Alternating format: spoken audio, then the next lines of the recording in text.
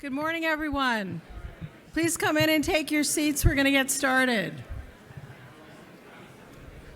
Everybody in the hallway, come in.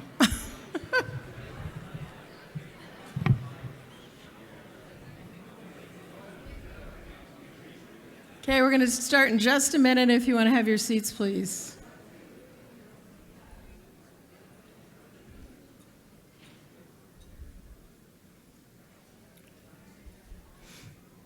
Good morning, everybody, and welcome back to Day 2 of Energy Finance 2023. I hope you all had a good evening, and we're going to have a wonderful program today. We're spending the first half of the day focusing on the issues and challenges of the energy transition in developing markets around the world. And in the second half of the day, we're going to talk about the money, how to decrease finance for fossil fuels and increase finance for renewable energy. Before we get started, though, we have special remarks we'd like to have. So, you know that is really clear, I think, in the work yesterday and in all the work that everybody's doing around the world. It's really important that we have people among us who can see the future and who can see where gaps are, where work really needs to be done to create organizations, to support grassroots organizations, to bring in new types of research and analysis, and in many times to start new programs or projects, and sometimes to start whole new organizations. And I don't know anybody who's better at that than Larry Shapiro. Larry is the Associate Director of the Rockefeller Family Fund in New York. He's the founder of the Funder Collaborative on Oil and Gas. He's the founder of IEEFA, and he's helped start many organizations who are doing tremendous work on environmental protection and organizing on many issues, including oil and gas. Larry served from the beginning of the organization as the chair of our board of directors through 2021. He's still a very active and wonderful member of the board, and I'd like to ask Larry to come up and say a few words. Thank you.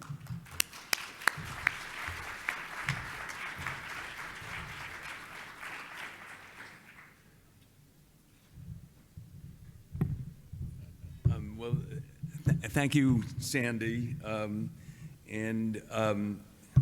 I realize I have to put up my glasses on so I can see my notes. So I want to talk a little bit about Eric Schaefer, who has been an IEEFA board member since the beginning and who's now going to be leaving the board. So many people here, I think, know, and others don't, that Tom Sanzillo and I started IEEFA's predecessor organization, the Power Plant Finance Project, in 2007 with seed money from the Grow Old Family Fund. And it was an experiment. We didn't know if it would work. We didn't know if it would last. There were more than 150 new coal plants proposed for the United States at that time, and we thought they might be financially vulnerable. We didn't know for sure. And Tom was soon joined by David Schlissel, and they did a brilliant job of unraveling the finances of the proposed plants and explaining who was taking on financial risk that they really didn't understand and wouldn't want to take on if they did understand it. Hardly any of the plants were built, and we realized that financial analysis was something really, really important that environmental and climate advocates could add to their toolbox, which already at that time included litigation, community organizing, and so on. And so we thought we should turn what was then the Power Plant Finance Project into a permanent organization with a somewhat broader mission, and we called it the Institute for Energy Economics and Financial Analysis, a name that nobody can remember what it actually stands for, so we only describe it as IEEFA. And we needed a founding board, and for me, I thought, well, while as an organization matures, you want a board with a bunch of people who have different kinds of backgrounds and know many things and so on. But for a founding board, you really want people who you really completely trust and know well. And so I asked two of the people who I trust most in the world to join the board, and that was Suzanne Mattei, who is now an IEEFA staff person, Eric Schaefer.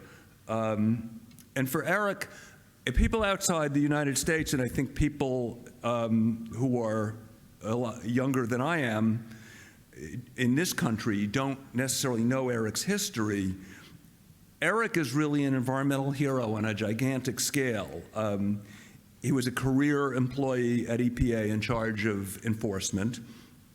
But in 2002, when the George W. Bush administration started interfering with his work addressing illegal activity at refineries and power plants, he quit and founded the Environmental Integrity Project. And that was really very courageous because he had a secure government job, and he had a family to support and was jumping into the not-for-profit world where since I was busy raising the money, I know for a fact that we had no certainty at all that we would have enough money to keep this going. And when he quit, this was gigantic news. This was front page of every major newspaper. This was on all the network news shows on TV. He was on the Sunday talk shows. It was really kind of unbelievable. And for a little while, he was a celebrity. Eric played a huge role in the growth of IEEFA from a tiny little organization that was just in the US and just focused on coal to an international powerhouse that's focusing on all the various things that we're now focusing on all over the world. I think Sandy told me there are people from 37 countries here, which is mind-boggling to me. And he served until very recently as IEEFA's treasurer, and I'll tell you, I wouldn't want me to be anybody's treasurer. And so he actually understands budgets, and that was very, very, very helpful. Also, Eric grew up partly in India, so as we did expand to becoming an international organization, even though at that time we had an all-American board, we did have somebody who had a real understanding of other parts of the world, and so that was important. So it's really been one of the great joys of my life to have had such a chance to work with Eric so closely and get to know him so well and have him be such a good friend. So I want Eric to just stand up and we can acknowledge his service. Thank you.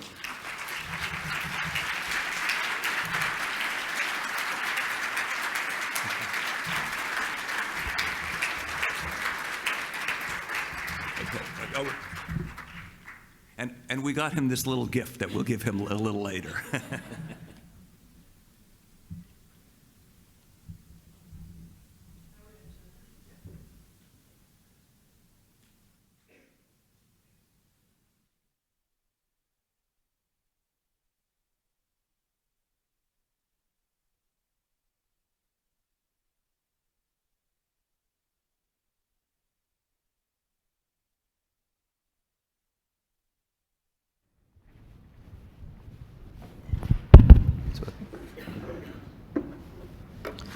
Thank you, Sandy, and a very warm welcome to everyone today to day 2 of IEEFA Energy Finance Conference 2023.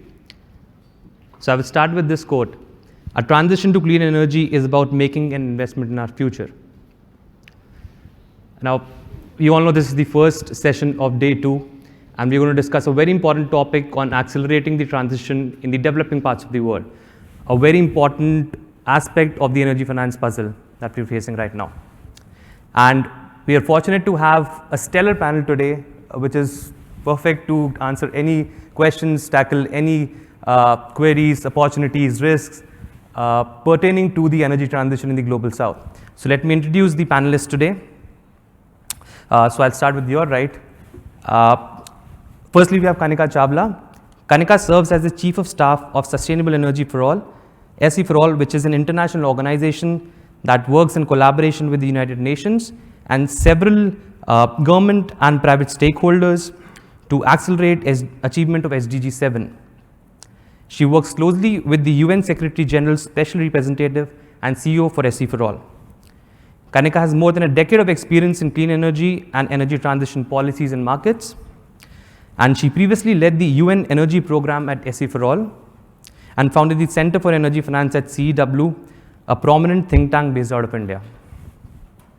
Besides Kanika, we have Andrew Chang. Andrew Chang is Program Director for New Energy Nexus China, the world's leading ecosystem of funds and accelerators, supporting diverse clean energy entrepreneurs to thrive. Andrew is a startup ecosystem builder and marketing specialist, having founded and built new accelerator chapters in China, Thailand, and Indonesia.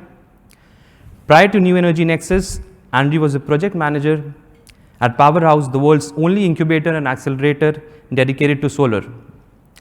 Andrew has helped Powerhouse quickly become the nation's leader in fostering solar innovation and entrepreneurship. And lastly, we have Madhura Joshi on the extreme left. Madhura leads the work on India's energy transition at E3G, an independent climate change think tank, which has a goal to translate climate politics, economics, and policies into action. Her work focuses on developing strategies and analysis to advance just and low carbon energy transitions in India, working closely with a wide range of stakeholders. She has held several high impact positions at other prominent organizations such as the Natural Resources Defense Council, the NRDC, the Center for Policy Research, CPR, and the Energy and Resources Institute, TERI. She has held several fellowships too, authored numerous articles and research papers, and is a member of the South Asian Women in Energy Network. Thank you all for taking out the time and coming over here to engage in this very important conversation on advancing the transition in the emerging parts of the world. So the agenda for today's session is, I'll start with a brief contextual overview of the topic that we have today, post which we'll have 3 opening presentations by the 3 panelists on what do they see from their vantage point are the key levers to accelerate the transition in the emerging parts of the world. Post that, we'll have a moderated Q&A discussion, which is going to last somewhere around 20 minutes, which leaves us with somewhere around 15 to 20 minutes to take questions from the audience. So please park all of your questions till the end of the Q&A session, and we'll make sure that we answer all of these. If not, we do have a breakout session after this, and you can carry on with the conversation with the speakers in that session. Okay. So when you talk about the energy transition in the developing parts of the world, there are very unique challenges that these economies, these regions face, right from the unavailability of long-term cheap capital to rising energy demand as these economies grow. And at the same time, the climate future of the world hinges heavily on the decisions that are going to be made in these parts of the world. Now, this is a very diverse group of countries. So you have countries in Asia, in the Middle East, in Latin America, in Africa. You have some of the most underprivileged economies. You have some of the largest middle-income economies, some of the fastest growing economies such as India and Indonesia. On a combined basis, these economies hold 2/3 of the world's population, or only 1/5 of the investment in clean energy systems, and less than 1/10 of the global financial wealth.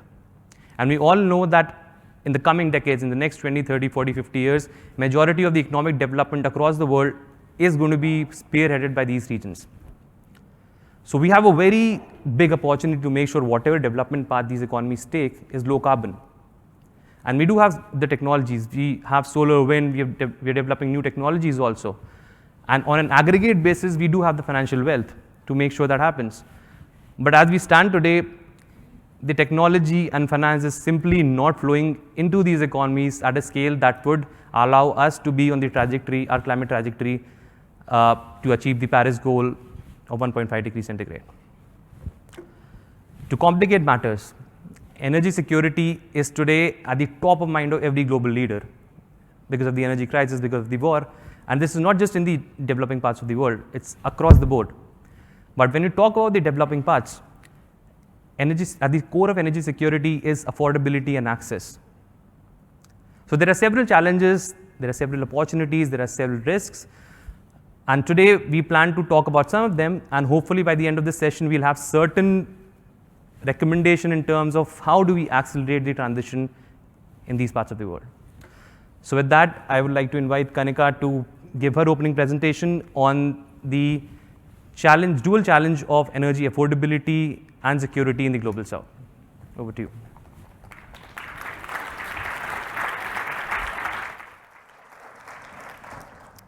Thank you, Shantanu, and thank you, IEEFA, for having me here. I feel like Shantanu may have oversold what this panel can do and what we can answer, but I will try. So thank you also for the very kind and indulgent introduction.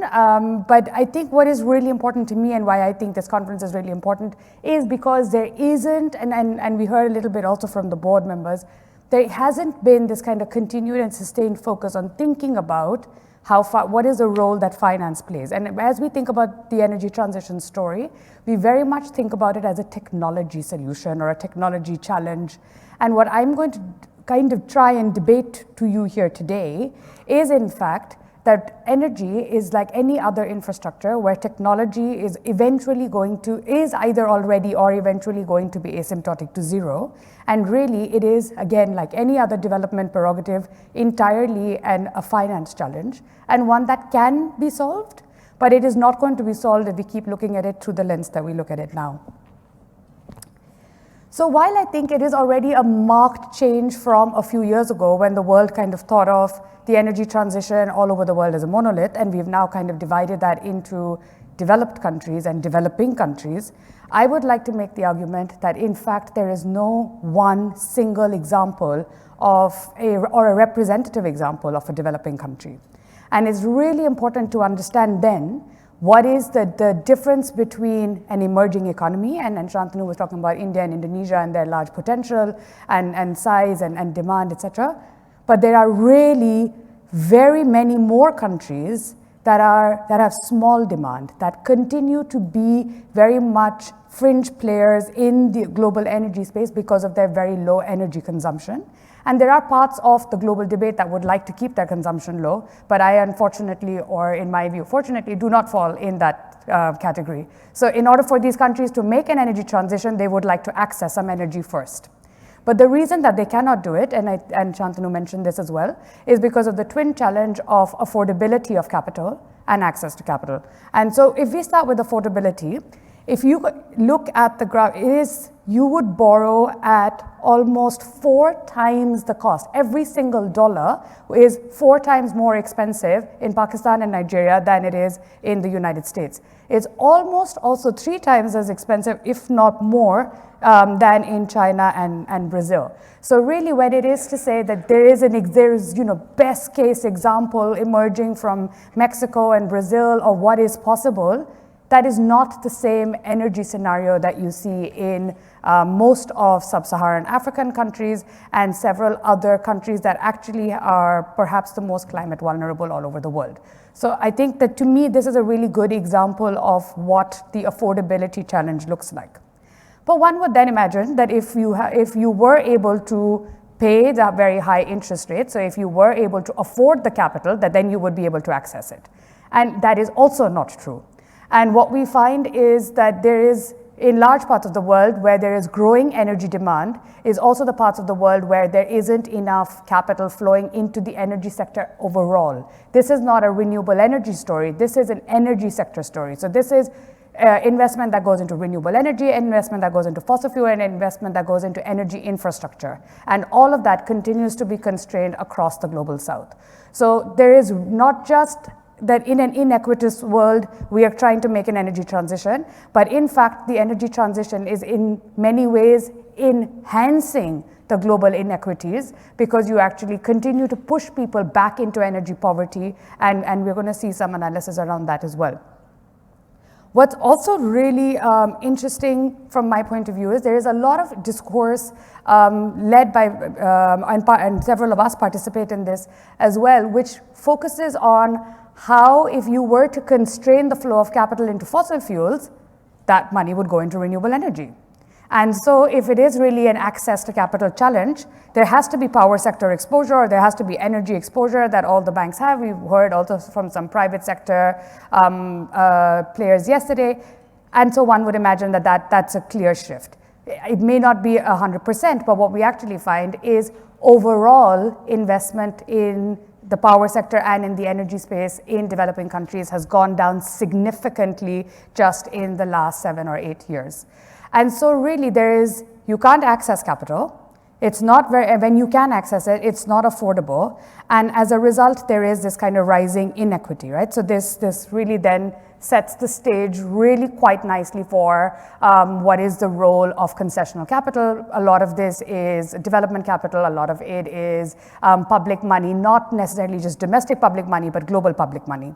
And we're having this conversation just before several global leaders are going to be having this conversation in Paris. And so I think it's quite timely for us to quickly send over what our recommendations are. But really, what I want to focus on just here before we do that is to say just why that conversation and this conversation is so important. Because the global development finance community has failed us. And in many ways, the energy transition community has failed the global finance or the development finance community as well. And I think it's really important to try and understand why that is. So there are, just in analysis that we have done, which looks at investment commitments that are made by the World Bank, the African Development, and the Asian Development Bank. These are not political commitments. These are investment commitments that have been made. This is when you have gone to investment decision committee. So the minute you have made this commitment, these banks are holding this money on their liability side. So they want to get rid of this money. Even out of that, only 1/3 of the money committed for energy projects. And this is everything from energy access, energy efficiency, renewable energy, and energy infrastructure, right? So all of the SDG 7 categories. Development finance institutions are only deploying 1/3 of committed capital. They're holding 2/3 of it as liabilities on their books. That is $23 billion. $23 billion between 3 banks. And it's important to think that this is not $23 billion of projects. This is not $23 billion of project finance. This is $23 billion of catalytic capital that you could get 10x leverage. It is sizable in the impact that this could have in the pace as well as in the coverage of the energy transition. And why is it that it is not being spent? So capital not affordable, capital is not accessible, and then when it is committed, you're still not seeing its impact on the ground.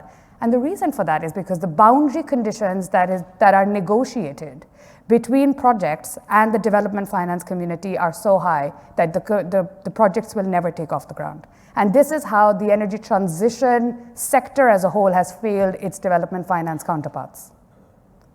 This is why we have issues around absorption of capital as well. There's so much discourse around the supply of capital, where is the climate finance, things like that. Even if we did mobilize all of that capital, where would it go?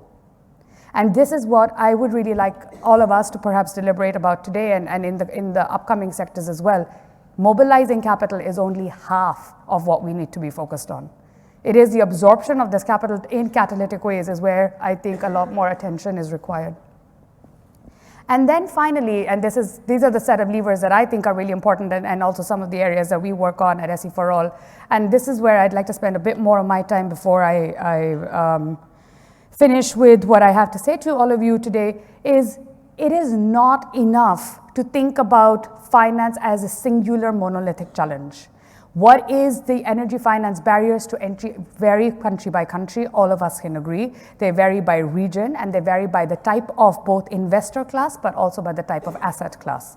And the kind of capital that is required to expand transmission infrastructure is very different than the kind of capital that is required to enhance access to clean cooking solutions. And so bearing that in mind, at SE4All, we developed the energy transition and investment plans, which are country-focused whole-of-economy approaches, where we look at what is the whole-of-economy decarbonization pathway and what is the investment required for that. And of course, there is an aggregate number, but there is a sectoral number, and then there is a project pipeline that goes behind each of those. So it is very specific, and it tries to address that challenge around how do you match supply of capital with also demand for capital in country.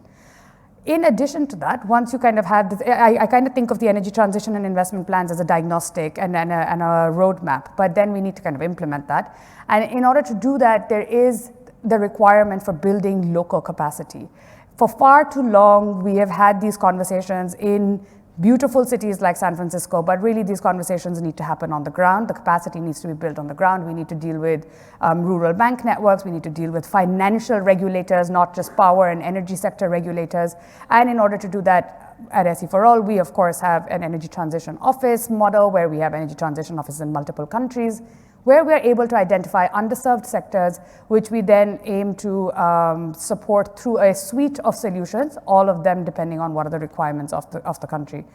In order to do that, there is, and this was something I've had to learn by looking at different economies, because it was always about what is the most catalytic way to do something, and I never really believed as a student of economics that subsidies were the response. But I've actually realized that based on the political economy, that often is the case, and at least for a period of time.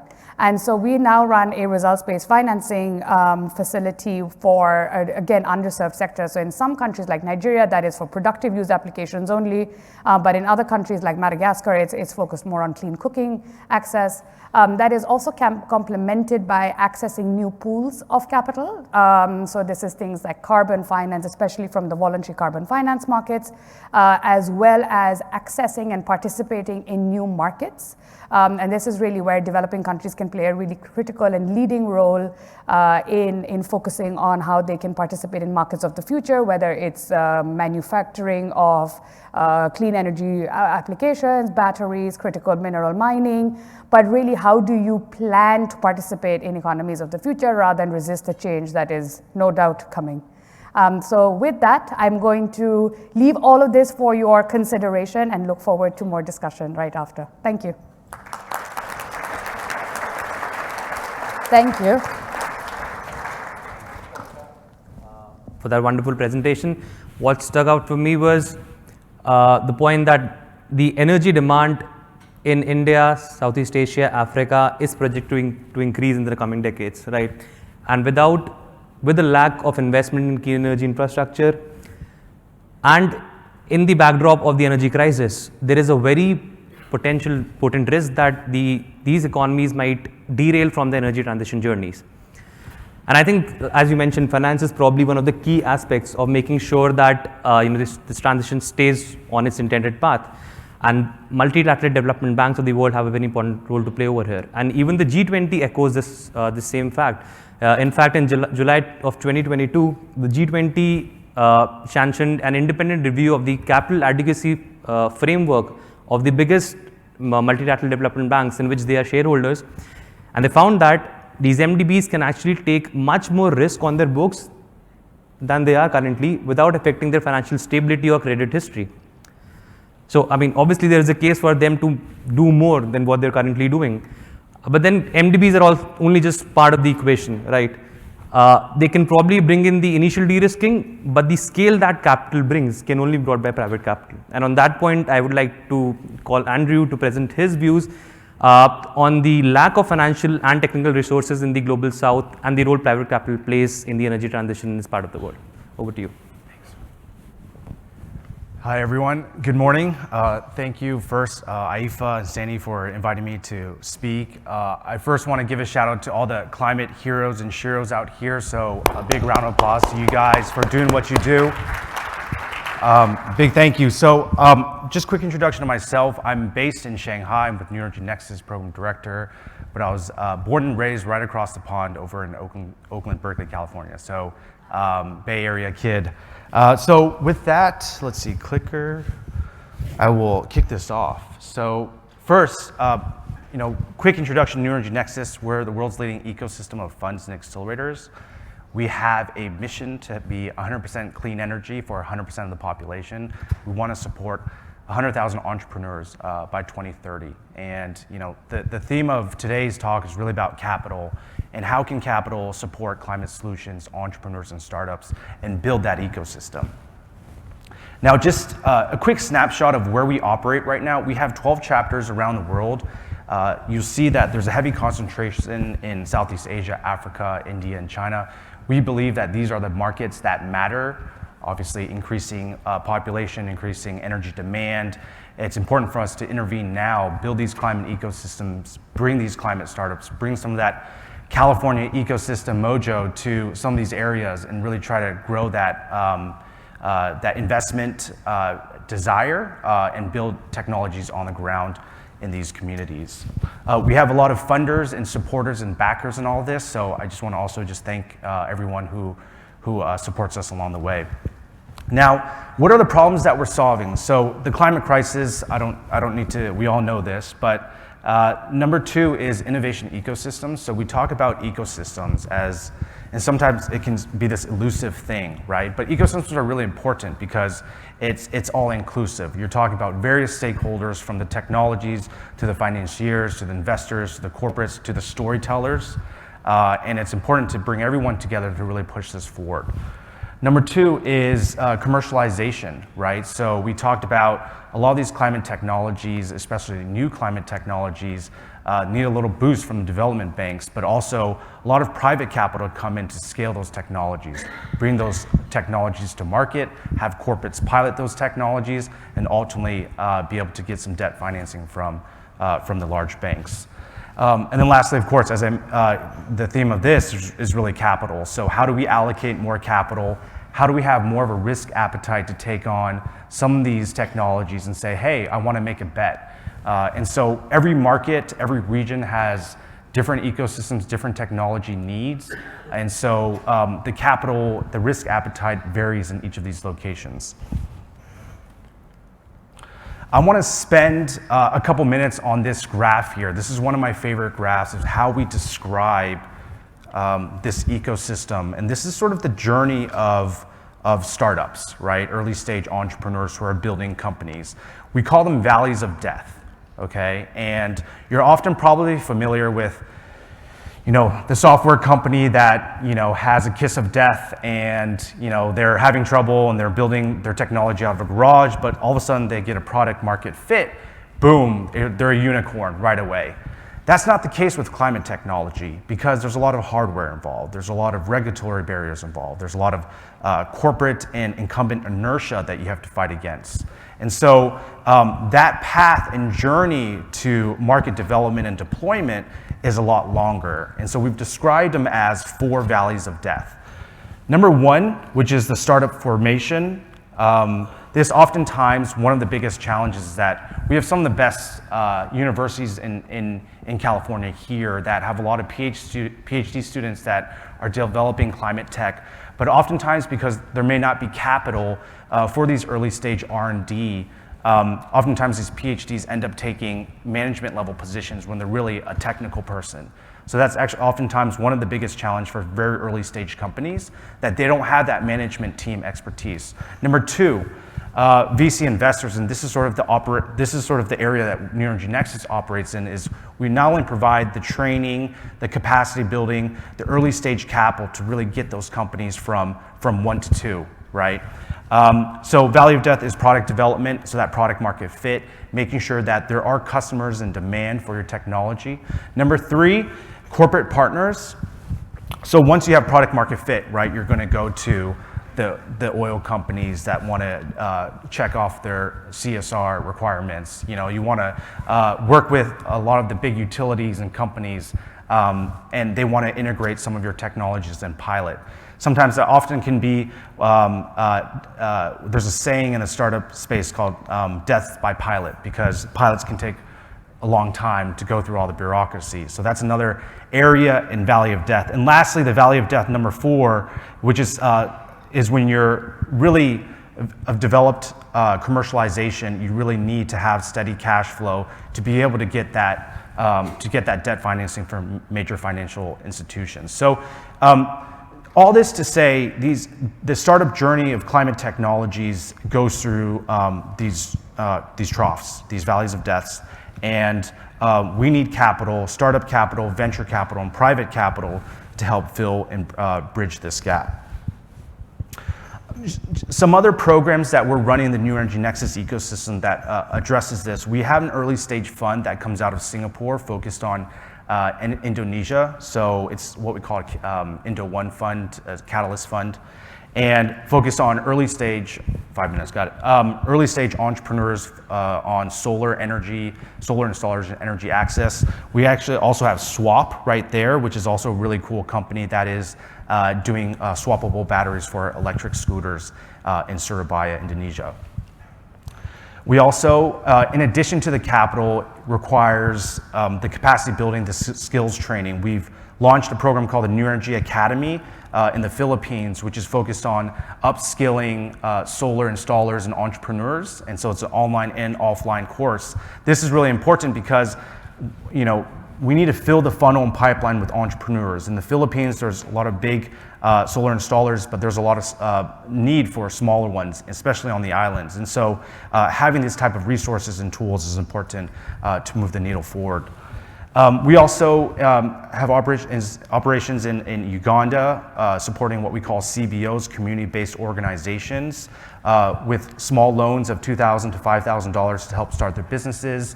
We also do bookkeeping for them. Training, oftentimes they're focused on clean cooking stoves, as well as solar products and solar lighting.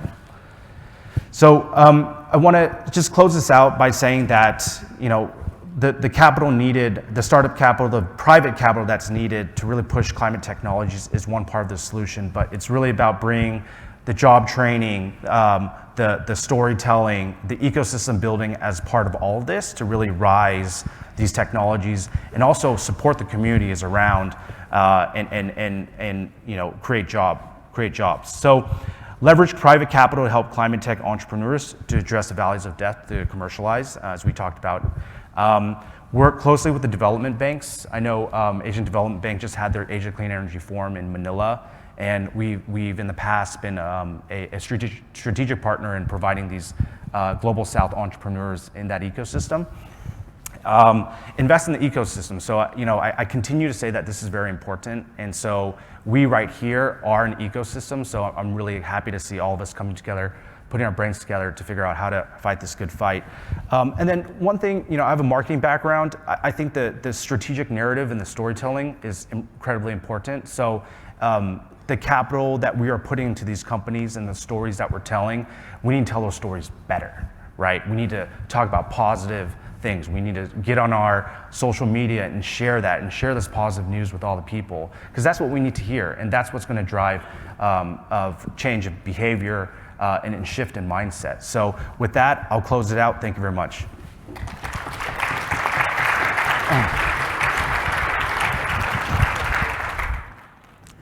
Thank you so much for sharing some of the great work that New Energy Nexus is doing.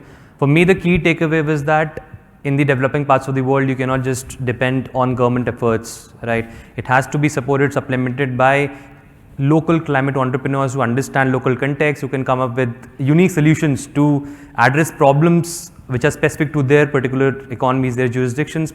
And more importantly, it's very important to provide that initial, platform to them on the basis of which they can then scale up their operations and provide these solutions to the wider economy and other parts of the, the emerging markets of the world. So we've talked about MDB capital, we've talked about private capital. There's a lot of talk about capital that has already been done today. But I think whenever you talk about transitions in the global south, you cannot not talk about it being just, right? So a very important aspect to make sure that whatever transition path these economies take, these regions take, is to make sure that it is also just in nature, because you have ecosystems, you have communities, people whose lives are intertwined with fossil fuel economies, and when there is going to be a phase out of these assets, it's going to affect them disproportionately. So at that note, I would like to call Madhura to talk about the just transition aspects of energy transition in the developing parts of the world.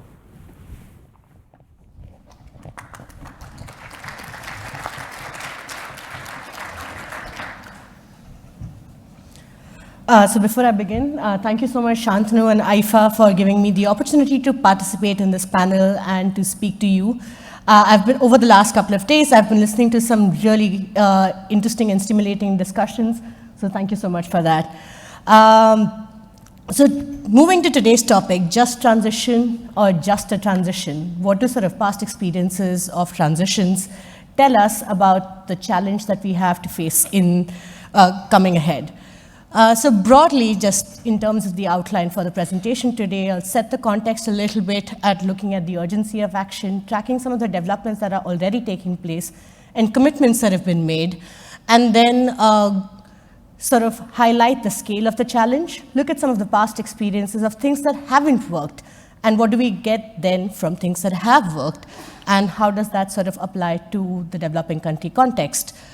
So moving ahead a little bit, going on ahead, so tracking global developments, global energy transition trends. We know that since the Paris Agreement and over the course of the last few years, the window for us to sort of limit disastrous impacts of climate change is rapidly narrowing. Studies and reports show that in the next 3 to 4 decades, there will need to be drastic reductions of coal, oil, and gas usage across the world if we are to sort of have a chance of limiting climate disaster. So what have been the efforts? Some efforts to reduce coal reliance. I'll go into this a little bit more in detail in the coming slides.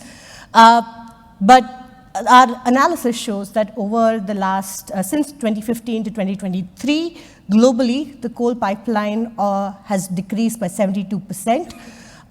There are commitments and there are efforts to sort of curtail the build out of new coal and to sort of limit coal finance as well.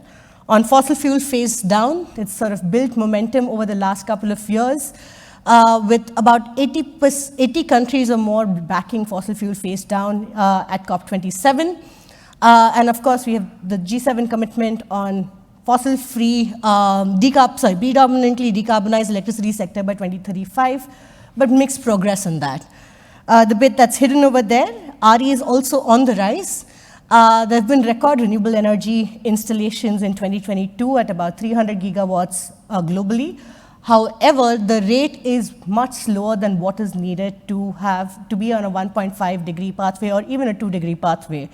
IRENA says roughly about 1,000 gigawatts or 1 terawatt annual capacity additions will be needed between now and 2030, whereas IEA puts this figure at about 1,200 gigawatts per annum. And of course, in this RE build out as well, it is extremely unequal. As Kanika had pointed out in a lot more detail in her presentation, more than half of the world's population received less than 15% of global RE investments in 2022, and LDCs received less than 1% of RE investments between 2013 and 2020. So phase out is going to be difficult without phasing in what is actually needed to meet developmental challenges. And the scale of sort of problem becomes all the more compounded when we look at just transition planning.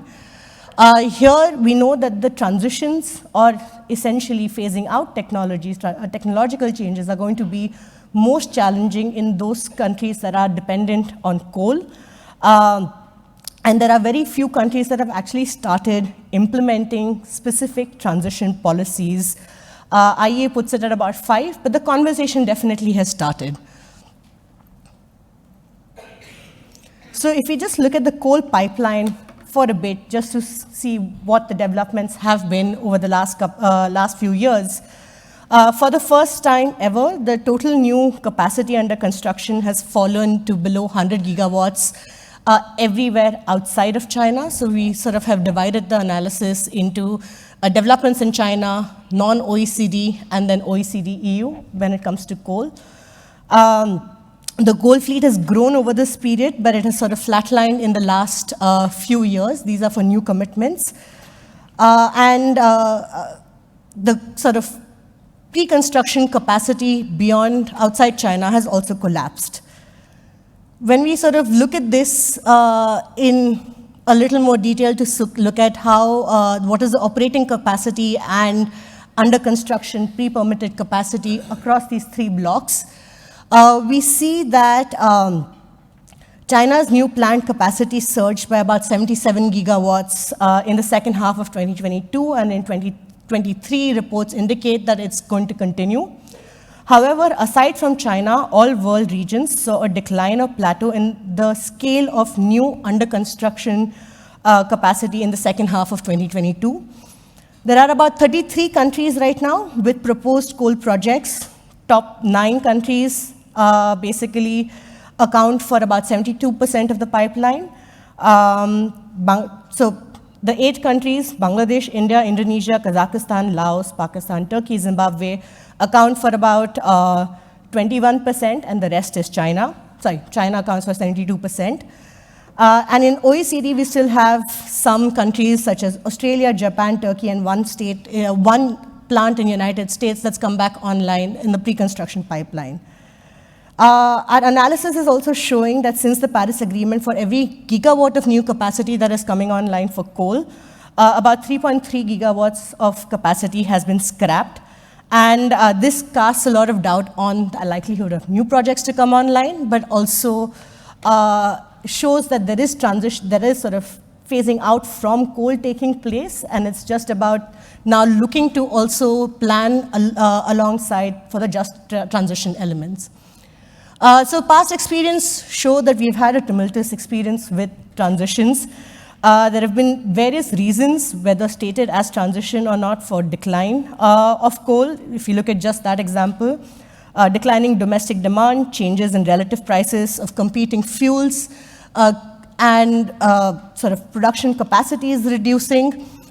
This has essentially led to a lot of unplanned transitions in past, with examples from UK, US, and Germany highlighting the impact that is possible. Sort of inability or unwillingness to accept that there is a phase out or there is transition taking place sort of created economic, institutional, and cultural resistance, and a lack of willingness to sort of implement policies in time, which led to massive unplanned job losses, fall in local revenues, impact on local economy and environment. And a lot of this extent of impact was analyzed and assessed several decades post the transition took place. So we see examples from UK where the coal consumption peaked in 1956, production peaked much earlier, but by the time of the miners' strike, employment was 90% below the peak, and there weren't really policies that were put in place to try and tackle with the employment challenge. So based on these experiences, what does sort of a just transition or moving to a new transition look like? We know that historical examples of unmanaged processes of industrial decline can have devastating impacts on regional economy and social cohesion. So highlighted the sort of just transition definition that ILO sort of puts ahead. What we're looking to do is minimize the impacts of winners and losers that any shift to a new technology creates, and do so in a manner that is just. So looking at examples of transitions, I wouldn't say as best practices in how they were enacted, but examples of what's worked and what hasn't worked in various countries, such as in Netherlands and in Germany. A few broad sort of guidelines that our colleagues at E3G had looked at is set out an ambitious coal phase-out date and be ready for an exit to happen even faster.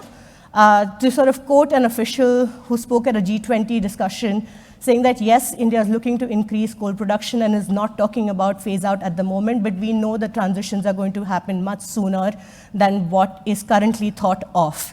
And we need to be prepared to be able to deal with that. Have sort of top-down political ambition setting and framework and supportive environment, but have a decision-making process that's bottom-up. Combine this with massive increase in scale of support that's needed, and I'll go to that in a minute, and invest in alternative regional economies as well as infrastructure that is needed to be able to provide reliable and affordable supply of electricity. So just looking at various frameworks of just transition applied across countries and regions and states, a few important questions that arise is to understand and assess who will be impacted, what will be the impact that is creating this, the evidence base on identifying the communities, the scale of finance, resource, et cetera needed. How do you then transition, and how do you fund this transition? What are the governance mechanisms that exist or need to be developed to be able to do this in a manner that is participatory and just? And who are the stakeholders that need to be involved? And how do you sort of bring them together to develop a bottom-up consensus building exercise? So resourcing the transition, here to just sort of highlight some of the scale of challenges that we're looking at and dealing with. The first one is on identifying, building the evidence base of what is needed and what is the problem that we are facing. We know that there will be impact on, employment.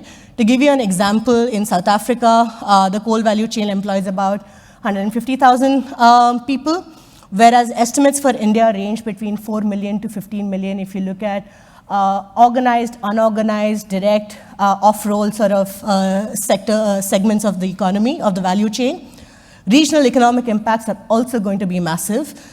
For instance, in East Kalimantan of Indonesia, coal mining contributes to about 35% in GDP. So at the national level, broken down to sub-national level, and then further broken down at the district level, the scale of impact will be different. There will need to be a manifold increase in finance and affordable finance at that. Just investments in renewable technologies globally, according to IRENA, will need about $35 trillion between now and 2030. And as we have seen, most of this money at the moment is concentrated in the global north, with emerging and developing economies, LDCs, getting a very small pie of the money. Multiple goals of ensuring developmental challenges of providing energy security, energy supply, ensuring that, and at the same time planning for social investments, social protection programs will need a whole lot of money. The South Africa Just Energy Transition Investment Plan puts the figure at about $98.7 billion that would be needed just between 2023 and 2027, whereas the World Bank looks at it at about $500 billion between now and 2050 for them to be able to implement basic infrastructure growth and then also create some social protection plans. And the last one, so for this, we know that private finance has anyway not been that easily accessible for emerging and developing economies for energy infrastructure projects. But when we talk about social infrastructure, then it becomes all the more murky because there isn't like it may not be most attractive for private finance. So this is where the role of public, both domestic and international public finance, grant will be critical, especially for the social part of it. And the last bit, what I would say, is investing in capacities and governance structures, and this part is often undervalued and not given enough importance. What I mean by capacities is not just for communities and creating those skill development centers, et cetera, which are really important, but also building capacities of local administrations, of subnational administration to be able to deal with the scale of multidimensional challenge that they will be looking at in the next coming decades, and investing in community, local, regional, and national infrastructure, creating knowledge networks and technical assistance support systems that can help in understanding from mistakes of the past and how and what to do better going ahead. And the last slide. Planning for just transitions. So this will require a multi-level planning approach, starting from the global level, where you'd need supportive frameworks that can help with governments and national governments in designing policies, but also frameworks for channelizing and giving signals to finance on where and what to prioritize and flow towards. National level planning, which essentially sets the ambition, creates support structures for subnational actors to approach and to start thinking about this, and then sort of breaking it down to more specific community, district level, regional level planning, where the scale of challenge and impact would be a lot different than what it is at the national and a subnational level, and of course the company level transition. I'll just end with sort of highlighting that this, for just transition, it is of course a finance challenge, but it is also a political will challenge to sort of be able to, that needs to sort of step up and demonstrate that they are looking to tackle this seriously, because without political will to act and intervene at scale, the needed transition will exacerbate inequities and act counter to the SDGs. So I'll just stop here. Thank you so much. Thank you. Thank you so much, Madhura, for sharing your perspectives on just transition. And definitely, whatever just transition dialogue happens across the emerging market, it has to be bottom up, right? So that any structural change that is implemented on the policy front, it actually gets implemented at the bottom down also. And with that, thank you so much to all the three presenters for your wonderful presentations. Now we're going to engage in a set of questions based on the presentations that you guys made and based on your work experiences working on energy transition in the developing parts of the world. So let me start with you, Kanika. So you talked about the rising energy demand in the developing parts of the world. And if you see the energy mix just last year globally, 81% of the energy used globally was from fossil fuels, oil, gas and coal. And like you mentioned, the energy demand is going to increase in the emerging economies on the back of rising transportation demand, on the back of rising electricity demand. So in this backdrop, how do you see the next 7 to 8 years pan out in terms of energy transition for the developing parts of the world? Let's say till 2030. It's more like a pivotal year for climate action globally. Yeah. How do you see that story pan out? So I think thank you for And that. sorry, Sorry, go ahead. we just have 2 to 3 minutes for each question. So, yeah. So I think really important question, and I think you're absolutely right that the rising energy demand is a function, of course, of growing population, growing prosperity in some of these countries, but also just a lot of latent demand that has been unmet, right? So whether it is on whether for consumptive or productive loads. It isn't, I think there's a lot of attention that is being paid on how do you transition away from fossil fuel technologies, and I think that's absolutely critical. But I think we don't necessarily spend enough time in the emerging economy and developing country context to think about the actual energy choices of these countries is very much an all of the above. You're not replacing existing capacity with new capacity, you're enhancing existing capacity. And then really the question is, how do you make at the margin clean energy solutions the most easy, affordable and viable additions?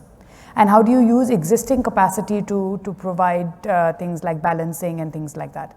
So I think it's really, from my point of view, the predicament that developing countries face and that the global community needs to enable is how do you not lock countries into high fossil fuel futures? How do you make, say, capital available for clean energy solutions so that there isn't new diesel capacity being added for backup and things like that? And that is where there's a lot of these conversations around leapfrogging, and it's a word that I personally despise. Because I just, frogs should leap, countries should transition and develop, and but I think that it's important to think about what is the writing on the wall, and I think this, to Madhura's point, and she ended with this, right? How much of this is about political will? But I think that there's a complementarity, of course, around market signals, around advanced market commitments, and policy can do all of that. But I also think in really developing countries, policy follows projects. When you show something to be viable, then there's a policy and then you get scale. And we often think about the global south very much from a India, South Africa kind of lens. That is not the representation of the global south. So at the risk of repeating myself, I really think that the challenge for the next 8 to 9 years is how do we bring in projects that are able to get capital? What are the incentives for private capital? How can you mobilize public capital in ways that is effective in underwriting and creating comfort in markets and things like that? And these are all things that have been done in other sectors. So it is really very much how do you tweak and make fit for purpose solutions that already exist? And how do you do this at scale? Great. And I think definitely that's very important. One of the key tasks for us in the emerging markets is to make sure we don't end up locking fossil fuel, right? And when you talk about transitions, it entails a massive transformation of the current power systems, right, in these economies, and that obviously entails a lot of capital. And Andrew, you talked about the role and the scale that private capital brings in, right? So when you talk about private capital, what exactly do you think, where does it actually fit in the overall energy finance puzzle? Yeah, that's a great question. So, we talked about before how, private capital is sort of the 1 to 2. It also can be fit for 0 to 1 as well. And when we say private capital, we don't just mean the venture capital, but we're talking about angel investors, we're talking about foundations, family offices, right? There's creative ways of capital for spurring these type of climate technologies. And I think the story is that I know that a lot of family offices and foundations has focused in the past on policy, high level, top down, but really right now, there are a lot of policy frameworks, at least in China right now, a lot of policy frameworks like carbon neutrality is in place. So we think that the bottom up approach on igniting the private capital players to say, hey, there's a lot of great solutions out there. Can we inject a lot of capital in here to help it scale? Because if it doesn't have that capital, especially as I talked about before, hardware, the product development time takes a long time, right? To scale, to get to market, to test it out, you need corporates coming in to do pilot projects. And so this time to market requires patient capital. And so I think this is where the private capital can be more flexible in getting those technologies to market. We've seen that it's incredibly crucial, as we talked about places like Indonesia, Vietnam, India, and these other places to have these type of ecosystems and to have the desire to invest. And so we need pipeline of good technologies. And in order to have pipeline of good technologies, you need to cultivate talent. And that's where the universities and the R&D budgets come in that are backed by the state. And so when I talk about that ecosystem approach, the private capital plays one role, but it's all-encompassing of job skills training, capacity building, R&D, universities, and research. All of those things have to come together to spur and ignite and scale up of these technologies. That's completely agree with you on that point. And lastly, if I can come to Madhura, I know we're running out of time. We also need to take questions from the audience. But before we wrap up, Madhura, you talked about the obviously just transition aspects of the energy transition in developing parts of the world. And one of the things that is extremely important is to understand that all of the just transitions are necessarily context specific, right? It's not one size fits all over here. But at the same time, there are certain challenges which are common across the emerging market spectrum, right? And if we are able to successfully implement a JT solution in one part of the world, that probably could provide a template for us to do that, capture those low-hanging fruits. So can you talk about some of those low-hanging fruits in the JT challenge? I'm not sure if I'll call it a low-hanging fruit, but what I would sort of emphasize is just transition is not a future problem, but it is a now challenge. And whether we sort of call it as just transition, we talk about it as market shifts, we can already see signs of infrastructure, plants, mines closing down because they're economically unviable. And history has showed us that that sort of is the first step towards a technological shift or revolution that starts taking place. So for example, in the context of India, they're looking at shutting down almost 80% of mine, which is considered to be economically unviable. The scale of that is going to be large, whether or not you call it energy transition. So the question is that planning for transition needs to start several decades in advance as we sort of, when we know that this is definitely going to be phased out. And in stark contrast to historical transitions, which were sort of more market-driven, we know that because of the Paris Agreement and with the climate challenge, there are certain things that will be on their way out, and start looking at it now. To give you a more specific example, Ruhr from Germany is now celebrated as a fairly positive example of transition. However, the history has been fairly tumultuous. If we sort of break it down into phases, the first 20 years essentially were about denying the transition, trying to stop it from happening while people are losing their jobs, and investing in wrong things. Limited resources of the government going into investments which are not on transition and social protections. And it's perhaps in the second phase where they started looking at alternate investments, invested in universities, in service industries, to be able to make it now from a hard coal region to a region which is now sort of has the top-class universities and vibrant service industry. But this entire journey has been super painful and has taken over 40 to 60 years to get to where it is. So essentially, that experience then shows us is start planning now for transitions that may take place a decade, 2 decades, or 3 decades from now.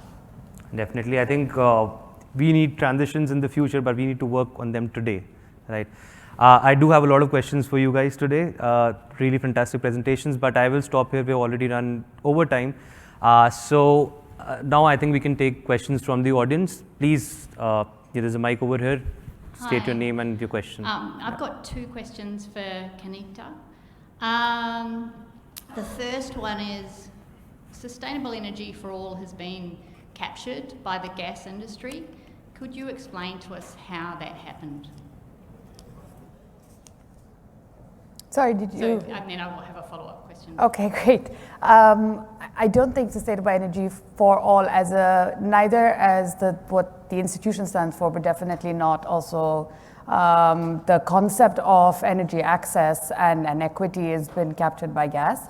But I think that there are developing countries around the world that have a point of view on the role of gas. And I think that is on the role of gas for clean cooking. It talks about the role of gas, especially for the integration of renewables, especially in the context of countries where grid quality and grid health is in such poor shape and form that it is really the access to or the blending with gas that allows you to integrate more renewable energy into the grid.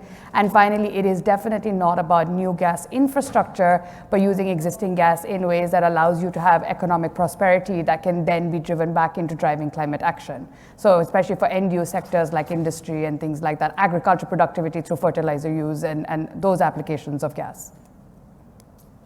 Okay, that's quite different from my understanding of how sustainable energy for all has been going about its business, which has certainly been very, very pro-cats, and I think that's been very disappointing for all of us here.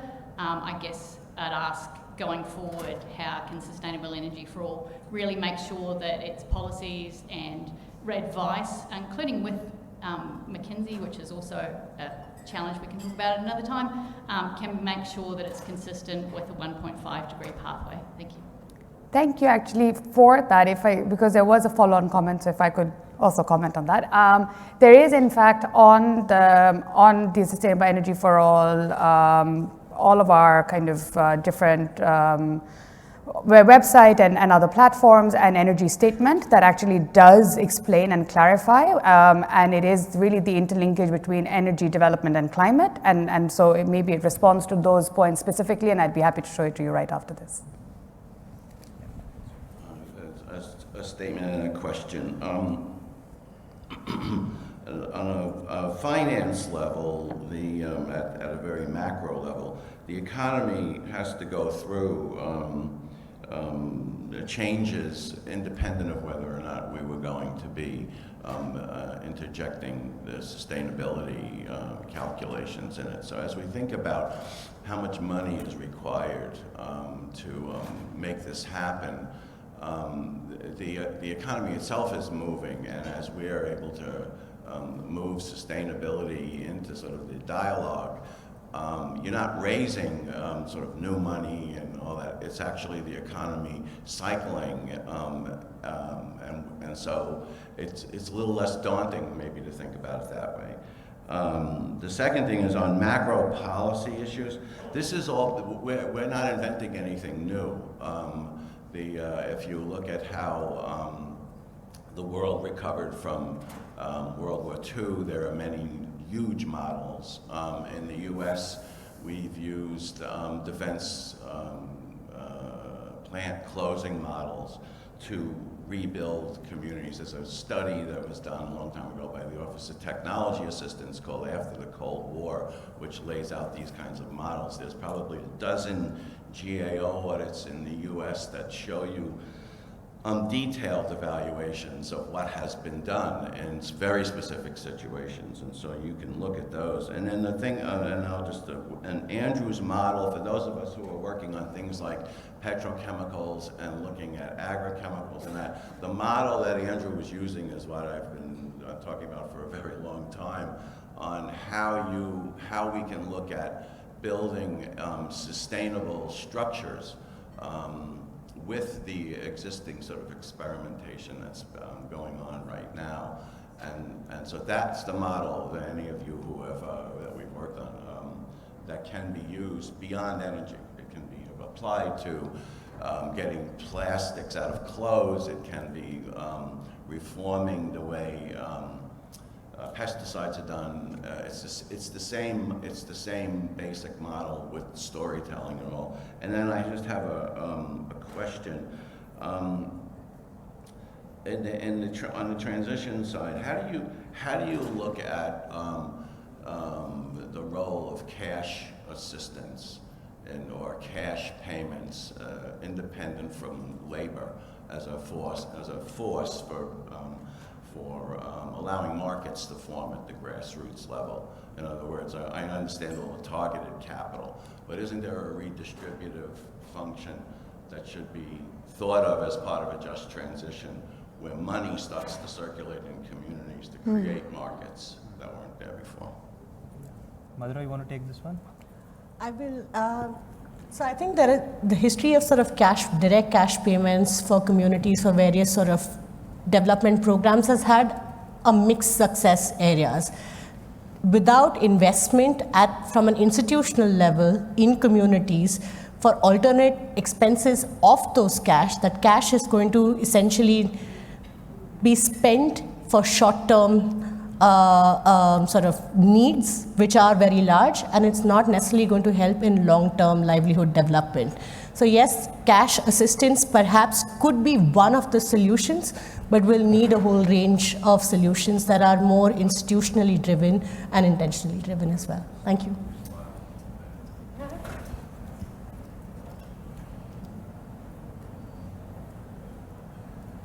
Economically, you can put an asset here, but if there isn't underlying revenue coming in on a regular basis, the asset falls apart. That's the essential idea behind more generalized income supports, particularly in poorer communities. You can't have assets if they're not supported with underlying income, and basically jobs that are created in poorer communities generally either don't supply the money for a basic living, or they don't supply enough of them. So the premise is to allow the investment to take place and to allow the investments to succeed. Happy to have a conversation with you after this about. And I think if you want to take up another question, I think we have a breakout session just after this. But I think we're done for today in terms of the time that was allocated to us. And thank you so much, to all three panelists. I think it was a wonderful conversation, and I'm definitely taking something back from today, and from all the three conversations that I've heard, and look forward to engaging with you separately on all of these things. Thank you so much to the audience also. I also hope that you also took something good today out of this conversation. Thank you so much. I mean, yes, it is useful. But